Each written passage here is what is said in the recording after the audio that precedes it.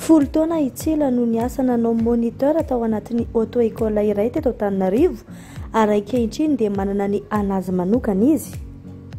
Afaka mbalazana anay hoe ohatry ny ahoana nataonao no ka tonga tamin'izao tanjona zao. Niasa dia niasa taman'olona. Folo taona no niainako tamin'ity auto-école ity, mahery kely moa zany. Tany dia efa nitsiritra hoe Rovina mba hanana auto-école rehefa any Erinany. Dia nitsirina tsy maintsy niezaka ianao niafy dia nanambona tamin'izany niafy zany nisy ny olona manao fety, ianao miafy manao tsotsotra, ny zazakely tianao vidy akanjo, vidy kilalao, ferana mihitsy ny zavatra ny dépense mivoaka. Ny fomba nanaovanay ny économie indray ny karamako no nangona teneny madama zany no nampiasainay, dia zay kelikely eo fotsiny, zay kely iny fotsiny zany natao zay nampy anazy ray volana.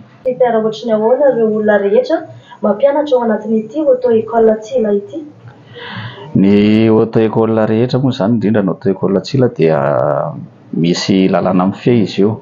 Misy ministera manara-maso ny auto-école rehetra mba hanana moniteur qualifié. Olona manana CAP daholo no afaka mampianatra ny code sy ny conduite.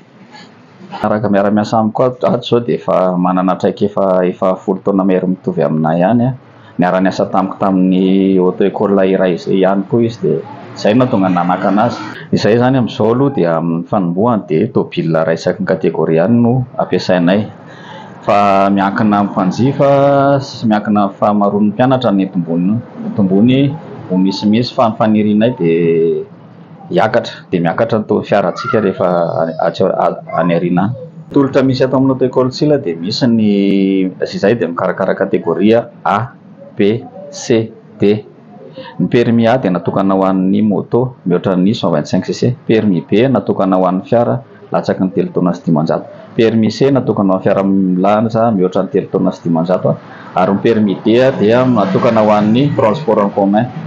Izay koa dia afaka mampianatra na manazatra ireo olona mbola tsy zatra, zany hoe manana offre izay ho an'ny recyclage. Ny fianarana eto aminay zany dia misy miditra amin'ny 5 sasany afaka manao conduite tsika ho antsika ilay mbola andeha hiasa, maika andeha hiasa, maika andeha hianatra, dia efa natokana ho anareo mihitsy ty lerty amin'ny 5 sasany ka hatramin'ny 7. Afaka miala alohan'izay nareo raha ohatra ka mbola maika andeha hiasa na hianatra. Dia ny code misy amin'ny 7 ka hatramin'ny 9 arakarak'izay mampety anareo fotsiny. Raha misy ohatra tsy lera mety tsy mifanaraka amin'ny tolotra omenay dia afaka mifampiresaka tsika rehefa tonga eto dia atao izay fanarahantsika amin'ny lera. Ny misy ny auto-école Tsila moa dia eto Alasora.